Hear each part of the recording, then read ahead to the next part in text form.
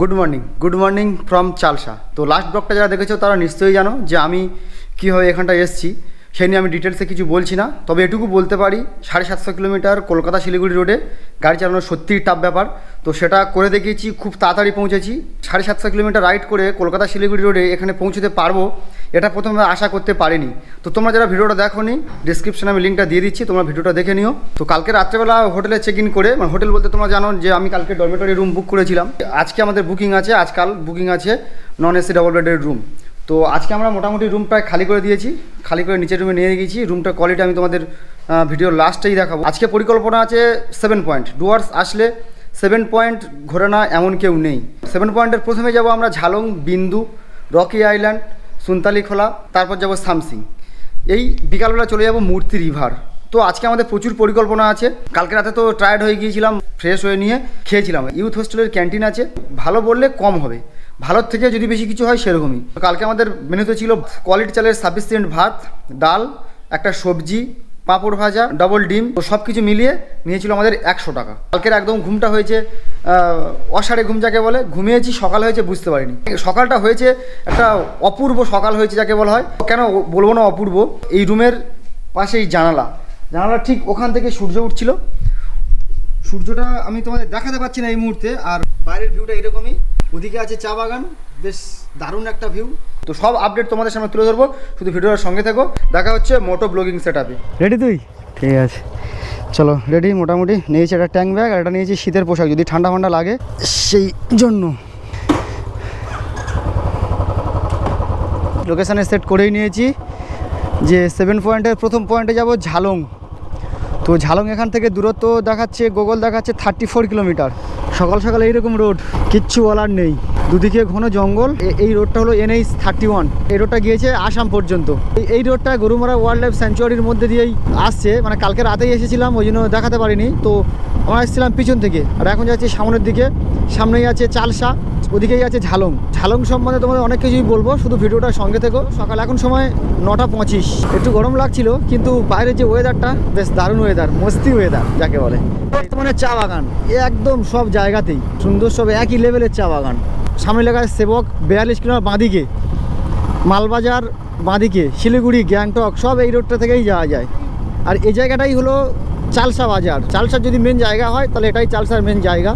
ওদিকে বেশ দোকানপাট আছে, একটা জনসন জায়গার মতো। এখান থেকে ঝালং বিন্দু দূরত্ব 33 কিলোমিটার। চালসার সমতলে, আর চালসার পর থেকে যে ঝালং বিন্দু, এটা কিন্তু পাহাড়ের উপরের দিকে, পাহাড়ে চড়তে হবে। ও, পাহাড়ের উপর থেকে তলার ভিউগুলো জাস্ট অসাধারণ লাগে। এই জন্য পাহাড় টানে, এই জন্যই।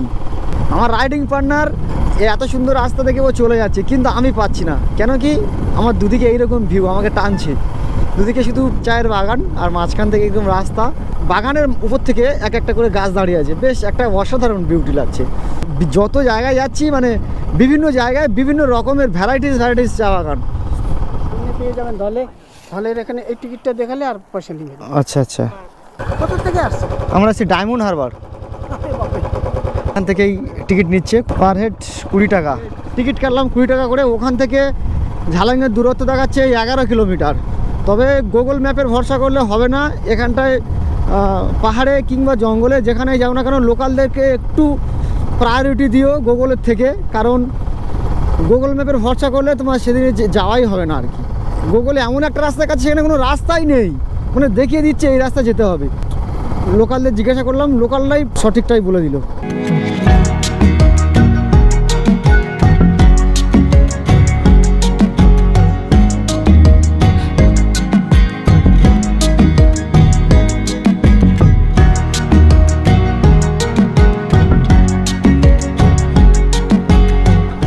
অ্যাকচুয়ালি এই পাহাড়ে ল্যান্ডস্লাইড খুব হয়, ওই জন্য সমান করে কাটছে, কেটে কোল বরাবর যাতে ল্যান্ডস্লাইড না হয় কনক্রিটের ঢালাই ফেলছে মাটিটাকে আটকানোর জন্য। এখন যাচ্ছি বিন্দু। ঝালংটা ফেলে চলে এলাম, মানে ঝালং ফেলে চলে এলাম মানে কি, সেই বিন্দু দেখে এই পথটাতেই ব্যাক করতে হবে, ওই জন্য চলে যাচ্ছি বিন্দুর দিকে। বিন্দু হলো ভুটান সীমান্তে ভারতবর্ষের শেষ গ্রাম। ঝালং কিংবা বিন্দু, এখানে প্রচুর হোমস্টে আছে। কেউ যদি মনে করো যে এখানে যে থাকতে পারো, ঝালংয়েও যেমন বিন্দুতেও তেমন। ঝালং থেকে বিন্দু যাওয়ার পথে এইরকম একটা ভিউ রাস্তার পাশে। তো মাছ থেকে বয়ে গিয়েছে জল ঢাকা নদী, আর ওদিকটায় ওটা ভুটান। বেশ পাহাড়ের ধাপে ধাপে যে গাছগুলো হয়ে আছে, চাষও করেছে ওখানটায়, এটা সুন্দর দেখতে লাগছে। ক্যামেরাতে কত স্পষ্ট কিংবা সুন্দর লাগছে জানি না, কিন্তু নিজের চোখে দেখার মতো যে একটা আরাম এখানটা থেকে পাচ্ছি।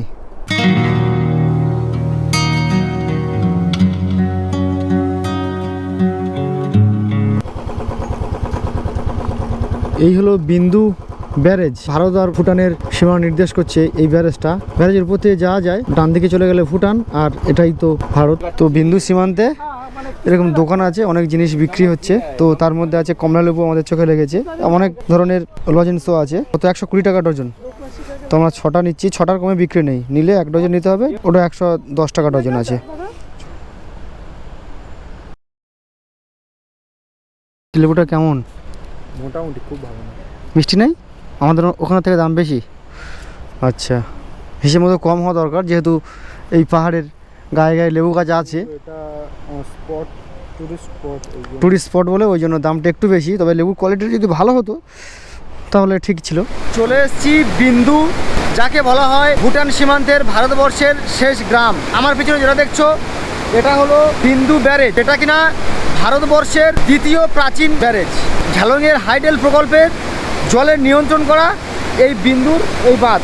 আর এই যে জলটা আসছে এটা হলো জলঢাকা নদী। বিন্দু নামকরণ হয়েছে 3টে স্রোত এক জায়গায় মিলিত হচ্ছে, বিন্দু খোলা, জলঢাকা আর দুধপগড়ি। এই 3টে স্রোত একসঙ্গে মিলিত হয়ে নাম হয়েছে বিন্দু। ভুটান সীমান্তে ভারতবর্ষের শেষ গ্রাম কেন বলা হচ্ছে? এই ব্যারেজের ওপারটায় ভুটান, জলঢাকা নদীর ওপারটাও ভুটান। আমরা দাঁড়িয়ে আছি ভারতবর্ষে ঢিল ছেড়া দূরত্বে, এটা হলো ভুটান।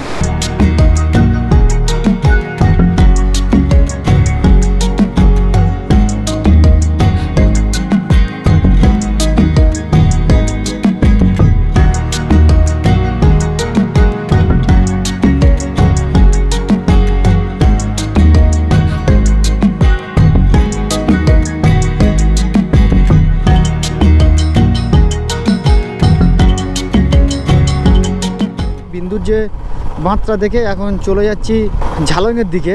আর তোমাদেরকে বলছিলাম যে বিন্দু একটা ছোট্ট গ্রাম। আমার এই সব চারিদিকে যে ঘরগুলো আছে এগুলোই হোমস্টে করে রেখে দিয়েছে, মানে নিজেদের ঘর, পর্যটকদের জন্য থাকার ব্যবস্থা করে রেখেছে।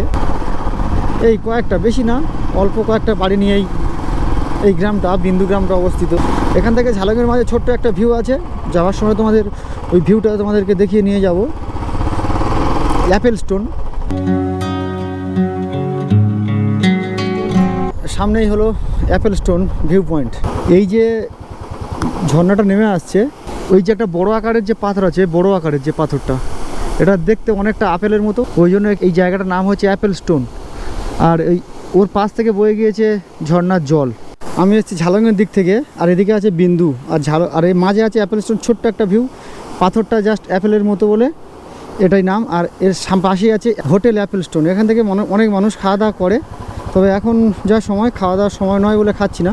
তো তোমরা ট্রাই করলে করতে পারো।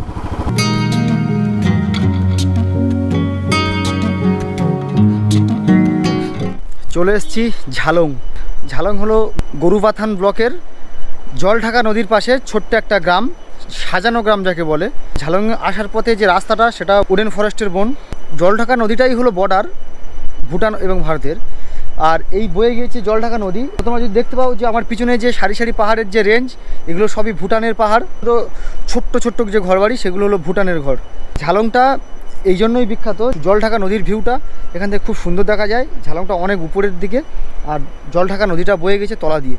এখানে একটা বাজারও আছে, সেই বাজারে ভুটানের মানুষরা এখানটা আসে, এসে বাজার করে নিয়ে যায়। উপর থেকে ঝালংয়ের যে ভিউটা কেমন লাগে সেটা তোমরা দেখে নাও।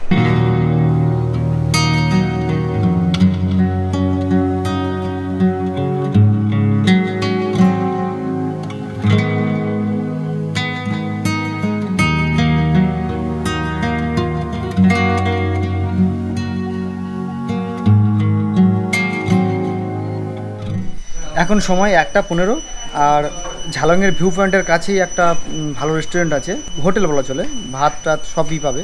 1টার সময় মানে খিদে প্রচণ্ড পেয়েছে, তো আমরা এখান থেকে অর্ডার করেছি ভাত। নিয়েছে ভাত, আলু ভাজা, একটা সবজি, একটা শাক ভাজা, পাঁপড় ভাজা, স্যালাড, চিকেন আর ডাল আর চাটনি।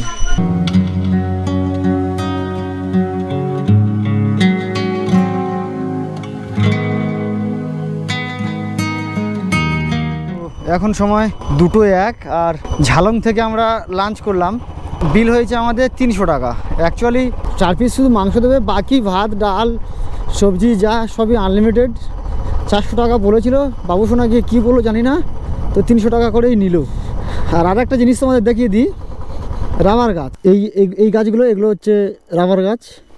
আর এই যে কেটেছে, প্রত্যেক ওই প্লাস্টিকের তলায় একটা করে ডিব্বা বসানো হয়েছে, মানে আঠাটা পড়বে, ওটা থেকেই রাবারটা তৈরি হয়। প্রত্যেকটা গাছের এরকম কাটা, আটার সঙ্গে যাতে জল না মিশে যায় সেই জন্য এরকম প্লাস্টিকটা দেওয়া। আর আমরা এখন এখান থেকে চলে যাবো সুনতালে খোলা, ওখান থেকে ঘুরবো রকি আইল্যান্ড, তারপর যাবো সামসিং। তো এখান থেকে সুলতালে খোলার দূরত্ব 20 কিলোমিটার, সময় দেখাচ্ছে 47 মিনিট। ঝালং থেকে সুলতালে খোলা যাওয়ার রাস্তাটা ঠিক এইরকমই। আপাতত 5 কিলোমিটার মতো এসেছি, শুধু এইরকমই রাস্তা। আসল কারণটা হলো যে নতুন করে রাস্তা তৈরি হচ্ছে।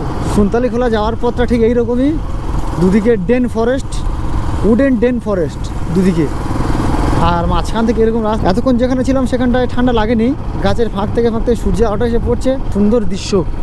সুনতালি খোলাটা খুব সুন্দর একটা জায়গা, অফবিট জায়গা, নির্জন জায়গা, কম পর্যটকই যায়।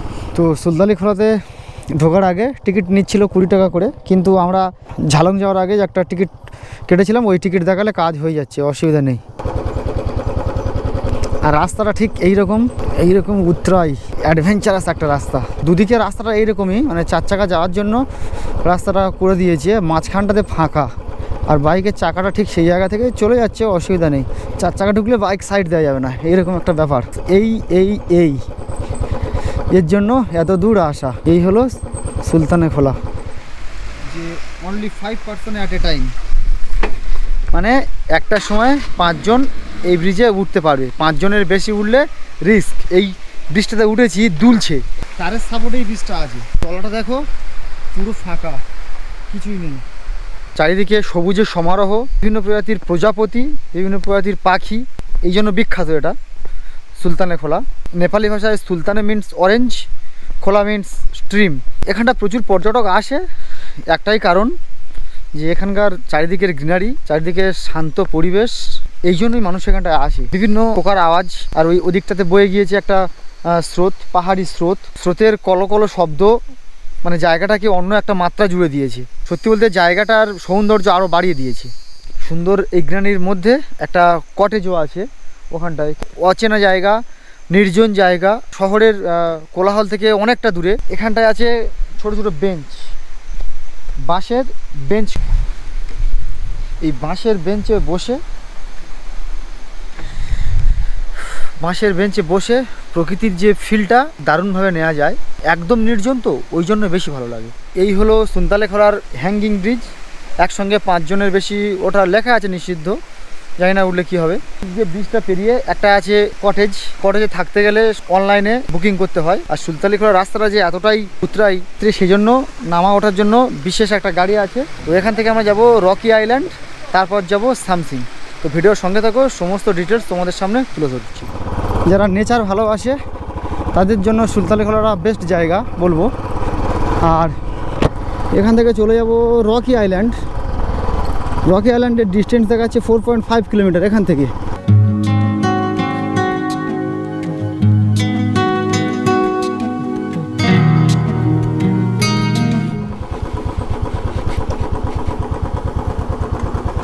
তো এই হলো রকি আইল্যান্ড। চলে এসেছি রকি আইল্যান্ড, আর আমি দাঁড়িয়ে আছি এই মুহূর্তে মূর্তি নদীর উপরে একটা ব্রিজ। মানে এই যে জায়গাটা, এটাকে বলা হয় রকি আইল্যান্ড। আর এদিকটা দেখো বড় বড় পাথর, এই জন্য এই জায়গাটার নাম হয়েছে রকি আইল্যান্ড। বড় পাথর, মাঝারি পাথর, ছোট পাথর, চারিদিকে পাহাড়, আর মাঝখান থেকে আপন গতিতে বয়ে চলেছে মূর্তি রিভার। অসাধারণ একটা দৃশ্য। যারা ট্রেক করে, এখান থেকে ট্রেক করার রাস্তাটা আছে ভালুকোপে, শেরপাওগাঁও, এখান থেকেই ট্রেক করে।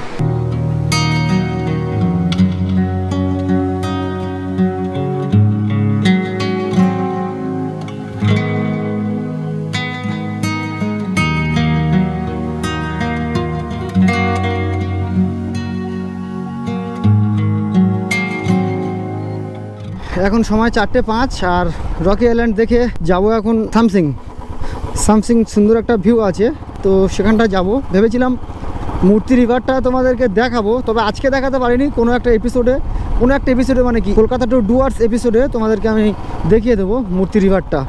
এই যে রকি আইল্যান্ডের তলা দিয়ে বয়ে গেছে মূর্তি রিভার, এটাও মূর্তি রিভার, কিন্তু মূর্তির যে ভিউ পয়েন্ট ওটা তোমাদেরকে দেখিয়ে দেবো। তো এখান থেকে সামসিং মানে রকি আইল্যান্ড থেকে সামসিংয়ের দূরত্ব 3.4 কিলোমিটার অ্যাজ পার গুগল। কিন্তু এই যে পাহাড়ি রাস্তা, আমি বারবার বলছি পাহাড়ি রাস্তায় গুগলের উপর ভরসা না করাই ভালো, লোকালরা বেস্ট। এই হলো সামসিংয়ের ভিউ পয়েন্ট, আর এখান থেকে সুন্দর একটা ভিউ দেখা যায়, তলা দিয়ে মূর্তি নদী বয়ে গিয়েছে, আর ওই যে সুপারি গাছের একটা বাগান পাহাড়ের গায়ে, সুন্দর একটা ভিউ। এই হলো সামসিংয়ের ভিউ পয়েন্ট, এখানটায় প্রচুর গাড়ি এসে দাঁড়াচ্ছে, ওখানটায় আই লাভ সামসিং এখানটায় ফটো তুলছে, কিন্তু আমি যাব একটু নিচের দিকে। অ্যাকচুয়ালি সামসিং থেকে এই উপর থেকে ভিউটা দারুণ লাগে, এই ভিউয়ের জন্যই সবাই আসে। এর ঠিক পাশে থেকে একটা খাড়াই রাস্তা নেমে গিয়েছে, এই রাস্তাটা তলার দিকে চলে যাচ্ছে। এই রাস্তায় নামা আর ওঠা এটাই শুধু চ্যালেঞ্জিং, বাকি সব ঠিক আছে। যারা পাহাড়ে রাইড করো তারা প্রত্যেকেই জানো যে পাহাড়ে ডাউন হিলটাই বেশি চাপের, আপ হিলটা অতটা চাপের নয়। দেখো ওই জায়গাটা অত উপরে, আমার আউটটা দেখো যে মিডিলটা আছে, এই মিডিলটাতে দেখো ছোট্ট মতো একটাই দেখাচ্ছে, ওটাই আই লাভ সামসিং। কত উপর থেকে আমরা নেমে গিয়েছি বাইকটা নিয়ে, আর ঠিক সামনেই বয়ে চলেছে মূর্তি নদী। এখন সময় 4:40, আর এই মুহূর্তে আছি সামসিং ভিউ পয়েন্টের কাছে। সামসিং ভিউ পয়েন্টটা আমার ঠিক উপরটাতে, আর আমি আছি ভিউ পয়েন্টের নিচে মূর্তি নদীর পাশে। আজকে সকালে রুম থেকে বেরিয়ে প্রথমে গেলাম বিন্দু, তারপর ঝালং, সুলতানের খোলা। তো মোটামুটি যেখানে যেখানে ঘুরলাম তোমাদের সঙ্গে শেয়ার করলাম। ভিডিওটা আর বেশি বড় করছি না, এখান থেকেই মানে সামসিং থেকেই ভিডিওটা আমি শেষ করব।